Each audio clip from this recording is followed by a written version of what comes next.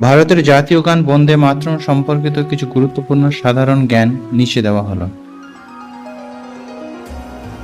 রচয়িতা বঙ্কিমচন্দ্র চট্টোপাধ্যায়।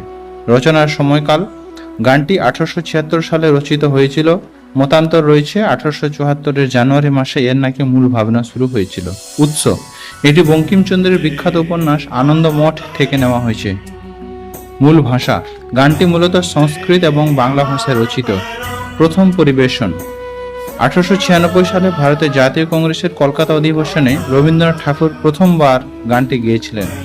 জাতীয় গানের মর্যাদা 1950 সালের 24শে জানুয়ারি ভারতের গণপরিষদে এটিকে জাতীয় গান অর্থাৎ ন্যাশনাল সং হিসেবে গ্রহণ করা হয়েছে।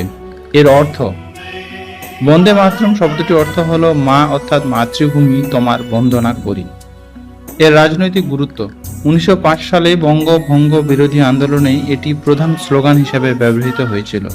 সুরকার যদুনাথ ভট্টাচার্য গানটির প্রথম সুরারোপ করেছিলেন, তবে রবীন্দ্রনাথ ঠাকুরের করা সুরটি অধিক জনপ্রিয়তা পেয়েছিল।